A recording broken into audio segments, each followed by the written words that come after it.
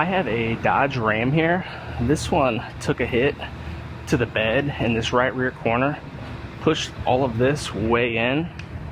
So this one's going to be getting a new outer bedside, as well as these corner structure pieces that go in this corner, which I have right here. That goes on the inside right there. Then we have this is that piece, and this sandwiches in between those. First, I left the bed on the truck bolted down because I want to make a couple pulls on this corner before I cut it apart, because this rear cross member is rolled in, but it should, if I pull this, I should be able to work that right back into shape and repair this cross member.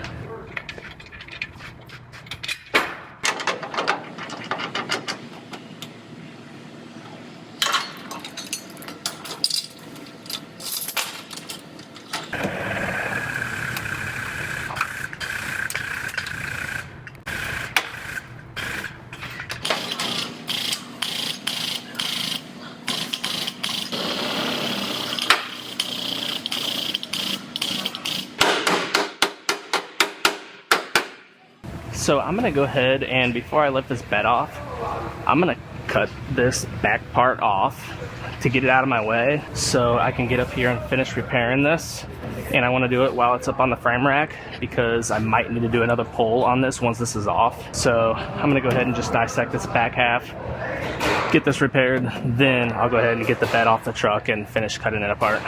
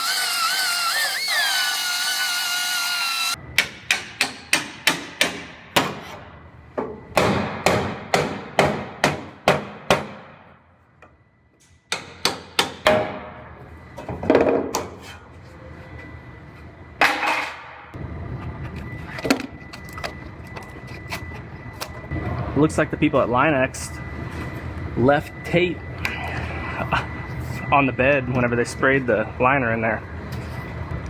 We will let Line-X take care of that. They might have to strip a bunch of this out because that's a problem.